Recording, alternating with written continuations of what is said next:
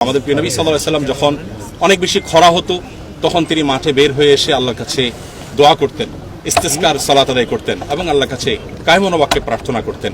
ও চন্দ্র সূর্যের মালিক, ও বৃষ্টির মালিক, ও রোদের মালিক, ও সৃষ্টি জগতের মালিক, ও সৃষ্টি জগতের খালিক, ও সৃষ্টি জগতের রব, ও সৃষ্টি জগতের রব, ইয়া রাব্বাল আলামিন, ইয়া রাব্বাল আলামিন, ইয়া যাল কুওয়াতিল মাতিন, ইয়া যাল জালালি ওয়াল ইকরাম, ইয়া আরহামার রাহিমিন। আসলে আমাদেরকে আমরা আল্লাহর পথে ফিরে আসা ছাড়া আমাদের আর কোনো উপায় নেই। আমরা প্রত্যেকটা মানুষ যার যার জায়গা থেকে আমাদের নিজেকে সংশোধন করা উচিত। আমরা ভালো মানুষ হওয়া উচিত।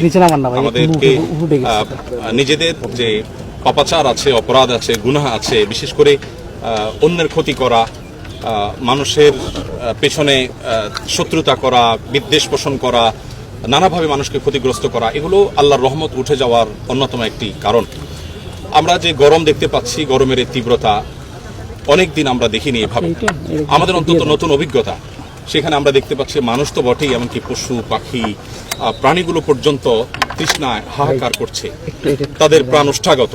এই সময়টাতে একজন মুসলমান, একজন মানুষ, তাকে বিশ্বাস করতেই হবে যে আল্লাহ রাব্বুল আলামিনের অনুগ্রহ ছাড়া আমাদের আসলে রক্ষার কোনো পথ নেই। সেই জায়গা থেকে আমরা আসলে প্রিয় নবী সাল্লাল্লাহু আলাইহি ওয়াসাল্লামের একটা সুন্নাহ ছিল। আমাদের প্রিয় নবী সাল্লাল্লাহু আলাইহি ওয়াসাল্লাম যখন অনেক বেশি খরা হতো তখন তিনি মাঠে বের হয়ে এসে আল্লাহর কাছে দোয়া করতেন, ইস্তিসকার সালাত আদায় করতেন এবং আল্লাহর কাছে কায়মনো বাক্যে প্রার্থনা করতেন সাহাবীদেরকে নিয়ে। আমরা শুধুমাত্র নবী সাল্লাল্লাহু আলাইহি ওয়াসাল্লামের সেই সুন্নাহই জিন্দা করেছি।